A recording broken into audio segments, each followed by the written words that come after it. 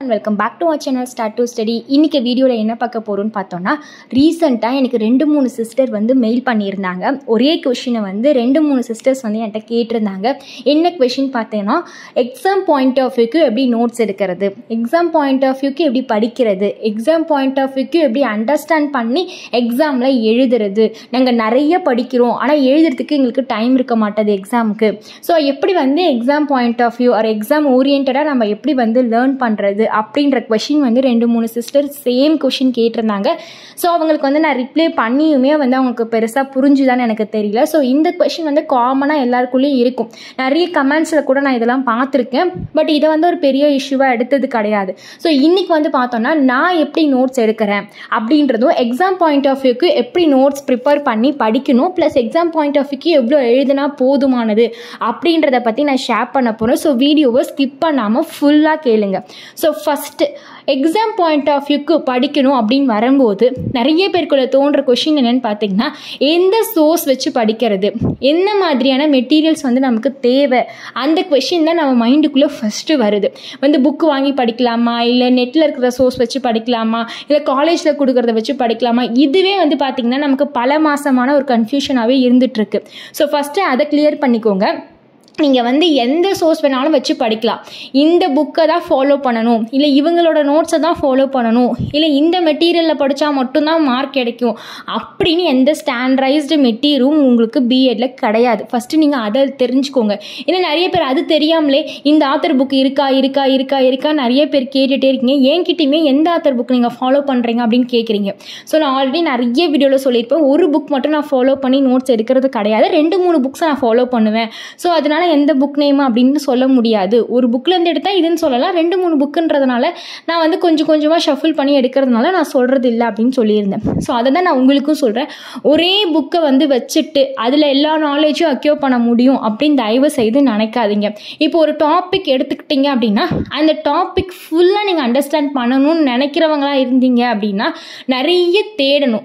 So நெட்டில் வந்து நிறைய டாபிக்ஸ் இருக்குது, அந்த கொஷின் ரிலேட்டடாக இருக்கும். ஸோ நீங்கள் யூடியூப்பில் பார்க்கலாம். நீங்கள் வச்சிருக்கிற மெட்டீரியல் எதுவாக வேணால் இருக்கலாம், உங்கள் காலேஜில் கொடுத்த புக்காக இருக்கலாம், இல்லை நீங்கள் ஷாப்பில் போய் வாங்கின புக்காக இருக்கலாம், எது வேணாலும் இருக்கலாம். ஸோ ஃபஸ்ட்டு நீங்கள் பண்ண வேண்டியது என்னென்னு பார்த்தீங்கன்னா, என்ன புக்கு பார்த்து படிக்க போகிறீங்க, இல்லை எந்த நோட்ஸை வச்சு படிக்க போகிறீங்கன்றதை ஃபஸ்ட்டு நீங்கள் டிசைட் பண்ணிக்கணும். ரெண்டாவது, எல்லாமே வந்து புக்கில் பார்த்தீங்கன்னா ரொம்ப பெருசாக தான் இருக்கும். ஒரு கொஷினை வந்து 6லேருந்து 7 பேஜ் இல்லை 8-9 பேஜ் கூட ஒரு கொஷினை வந்து அவங்க எலாபரேட் பண்ணி எழுதியிருப்பாங்க. அது ஃபுல்லாக எக்ஸாமில் எழுதணும் அப்படின்னு அவசியம் கிடையாது. அந்த கொஷின் வந்து உங்களுக்கு எந்த கொஷின் பேட்டர்னில் கேட்டிருக்காங்கன்னு பாருங்கள். ஸோ வந்து 5 மார்க்கில் கேட்டிருக்காங்களா, 10 மார்க்கில் கேட்டிருக்காங்களான்னு ஃபஸ்ட்டு பார்த்துட்டு அதுக்கு தகுந்த மாதிரி ஆன்சர் எழுதினா போதும். உங்கள் புக்கில் ஒரு கொஷினோட பிகினிங்லேருந்து இப்போ நடக்கிற கரண்ட் சிச்சுவேஷன் வரைக்கும் கொடுத்துருப்பாங்க. எல்லாத்தையும் எழுதணும்னு அவசியமே கிடையாது.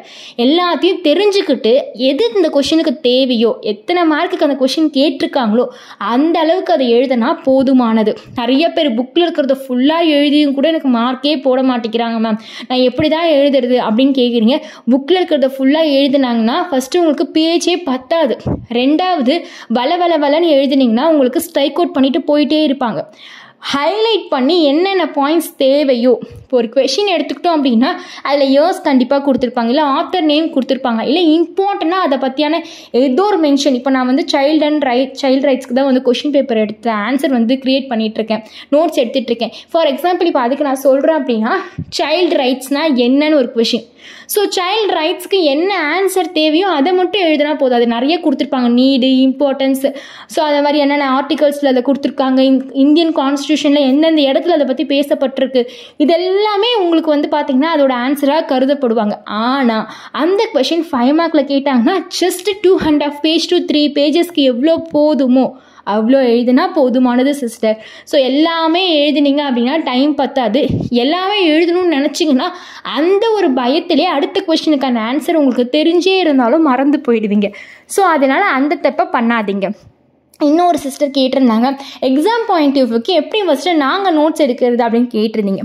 நோட்ஸ் எடுக்கணும்னு டிசைட் பண்ணிட்டீங்க அப்படின்னா உங்கள் மெட்டீரியல் வச்சுக்கோங்க, ப்ளஸ் வந்து உங்களுக்கு அந்த சப்ஜெக்ட்டுக்குன்னு ஒரு நோட்டு போட்டுக்கோங்க.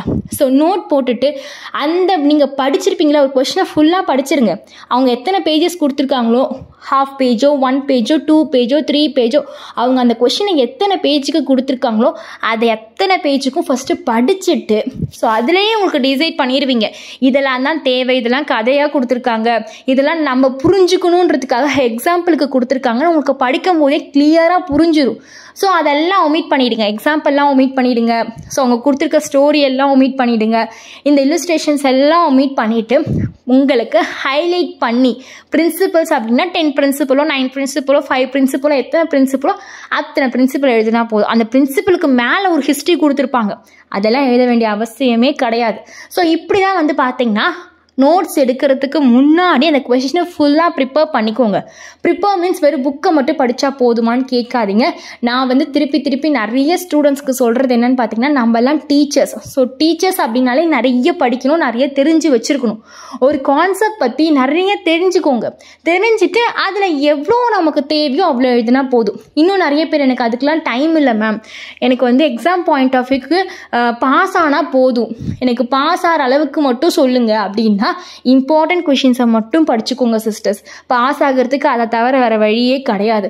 ஆனால் நல்லா ஸ்கோர் பண்ணணும், நான் பிஎடுக்கு நல்லா வந்து ஃபீஸ் கட்டியிருக்கேன், நான் வந்து நல்லா ஒரு ஸ்கோர் எடுத்து ஒரு நல்ல மார்க்ஸோட பிஎடை கம்ப்ளீட் பண்ணணும்னு நினச்சிங்கன்னா தயவு செஞ்சு எல்லா கொஷினையுமே புரிஞ்சு படிங்க. ஏன்னா பிஎட் வந்து இப்போ உங்களுக்கு கொடுத்துருக்க சிலபஸ் வந்து ரொம்ப ரொம்ப ரொம்ப சூப்பரான ஒரு சிலபஸ். ஸோ அதனால் எது கொஷினையுமே மிஸ் பண்ணிடாதீங்க. எல்லா கொஷின்ஸையுமே படித்து புரிஞ்சு அதுக்கப்புறமா எழுதுங்க அப்படின்னு தான் சொல்லுவேன். இது வந்து ஃபர்ஸ்ட் செமஸ்டருக்கா செகண்ட் செமஸ்டருக்குன்னு நான் சொல்லலை, பொதுவாகவே பிஎட் படித்தாதான் புரியும். அதே மாதிரி பிஎட் வந்து படித்து புரிஞ்சுக்கோங்கன்னு ஏன் சொல்கிறேன்னா, இது எல்லாமே ப்ராக்டிக்கலாக நீங்கள் உங்களோட ஃப்யூச்சர் ஜாபில் செய்ய போகிறீங்க. ஸோ அதனால் புரிஞ்சால் மட்டும்தான் நீங்கள் அதை வந்து உங்களால் செய்ய முடியும். ஸோ நான் ரிப்பீட்டடாக சொல்கிறது என்னென்னு பார்த்தீங்கன்னா இதுதான். ஸோ எக்ஸாம் பாயிண்ட் ஆஃப் வியூக்கு நான் எப்படி நோட்ஸ் எடுப்பேன் அப்படின்றத லாஸ்ட் அண்ட் ஃபைனலாக சொல்லிடுறேன். நான் வந்து ஒரு டாபிக் எழுத போகிறேன் அப்படின்னா ஒரு நாள் எடுத்துப்பேன். ஒரு கொஷினுக்கே நான் 1 டே வந்து எடுத்துப்பேன். ஸோ அந்த 1 டே ஃபுல்லாகவே நான் என்ன பண்ணுவேன்னு பார்த்தீங்கன்னா, ஃபஸ்ட்டு ஒரு நோட் பேடில் வந்துட்டு என்னென்ன பாயிண்ட்ஸ்லாம் நம்ம எழுத போகிறோம், என்னென்ன சப்டாபிக்லாம் நான் எழுத போகிறேன் அப்படின்னு சொல்லி ஃபஸ்ட்டு லிஸ்ட் அவுட் பண்ணிவிடுவேன். அந்த சப்டாபிக் கீழே என்னென்னலாம் பாயிண்ட்ஸ் எழுத போகிறேன் அப்படின்றத டயக்ராமெட்டிக்கலாக வந்து நான் ஃப்ளோ சார்ட் மாதிரி போட்டுப்பேன். ஸோ ஃப்ளோ சார்ட் போட்டுட்டு அதுக்கப்புறமா இது எல்லாத்தையுமே ரஃப் காப்பியாக ஃபஸ்ட்டு ஃபேர் பண்ணிவிட்டு அதுக்கப்புறம் தான் ஃபேர் காப்பியாக வந்து நான் வந்து எழுதுவேன். ஸோ இப்படி தான் வந்து பார்த்திங்கன்னா நான் வந்து நோட்ஸ் எடுப்பேன். அதே மாதிரி நான் ஒரு புக்கை மட்டும் ஃபாலோ பண்ணவே மாட்டேன். அந்த ஒரு புக்கில் இருக்கிற சொன்ன ஆன்சரை மட்டும் நான் நம்பவே மாட்டேன். ஸோ வந்து லோக்கல் ஆத்தர் புக்காக இருக்கட்டும், இல்லை ஃபாரின் ஆத்தர் புக்காக இருக்கட்டும், எந்த புக்கை நான் ஃபாலோ பண்ணாலுமே நான் ஃபஸ்ட்டு அந்த புக்ஸை ஃபுல்லாக படித்து ஹிண்ட்ஸ் எல்லாம் எழுதினதுக்கப்புறம் இதெல்லாம் உண்மையா இல்லையா அப்படின்னு யூடியூப் ப்ளஸ் வந்து பார்த்தோன்னா நெட் சோர்ஸை வந்து நான் கண்டிப்பாக ரெஃபர் பண்ணுவேன். ஸோ பண்ணாமல் நான் வந்து எழுதவே மாட்டேன், ஃபேர் காப்பி வந்து எழுதவே மாட்டேன்.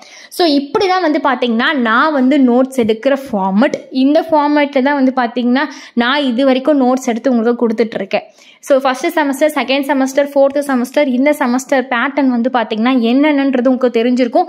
கொஷின் பேட்டர்னும் என்ன அப்படின்றது உங்களுக்கு தெரிஞ்சிருக்கும். ஸோ இப்படி தான் நான் நோட்ஸ் எடுப்பேன். நோட்ஸ் எடுக்கிறவங்களுக்கும் நான் இப்படி தான் வந்து ஐடியா கொடுப்பேன். ஸோ சிஸ்டமில் நோட்ஸ் எடுக்கிறவங்களா இருந்தீங்க அப்படின்னா ஒன் நோட் அப்படின்னு சொல்லிட்டு வந்து பார்த்திங்கன்னா ஒரு இது இருக்குது. நீங்கள் அதில் போயிட்டு வந்து கூட நீங்கள் உங்களோட நோட்ஸை வந்து எடுத்துகிட்டு அதுக்கப்புறமா நீங்கள் ஃபேர் காப்பி பண்ணிக்கலாம். இதுக்கெலாம் எனக்கு டைமே இல்லைன்றவங்க ஜஸ்ட் நீங்கள் புக்கிலே மார்க் பண்ணி படிச்சுக்கோங்க. நான் புக்கிலே படித்த காலத்தில், தட் மீன்ஸ் நான் பிஎட் படிக்கும் போது என்ன பண்ணுவேன்னு பார்த்தீங்கன்னா, ஸ்டிக்கி நோட்ஸில் அங்கங்கே சின்ன சின்ன ஹிண்ட்ஸ் எல்லாம் வந்து பேஸ்ட் பண்ணி வச்சுப்பேன். நான் மார்க் பண்ணது மட்டும் இல்லாமல் எனக்கு லெக்சர் எடுக்கிற எந்த ஸ்டாஃப் எந்த பாயிண்ட் சொன்னாலுமே சைடில் வந்து ஸ்டிக்கி நோட்ஸில் பேஸ்ட் பண்ணிப்பேன். ஸோ அவங்க வந்து ஆத்தர் நேம் சொல்கிறாங்களா, இல்லை அந்த ஆத்தர் எந்த கண்ட்ரியில் இருக்காங்க, அவங்க என்னென்னா வந்து சாதிச்சிருக்காங்கன்ற மாதிரி ஏதாவது நியூ இன்ஃபர்மேஷன் சொன்னாங்க அந்த கான்செப்ட் பற்றி அப்படின்னா சைடில் வந்து நான் ஸ்டிக்கி நோட்ஸில் பேஸ்ட் பண்ணி வச்சுப்பேன். ஸோ அந்த கான்செப்ட் நான் ரீகால் பண்ணும்போது எனக்கு யூஸ்ஃபுல்லாக இருக்கும். ஸோ நான் இப்படியெல்லாம் தான் வந்து பார்த்தீங்கன்னா நோட்ஸ் எடுத்து படித்தேன்.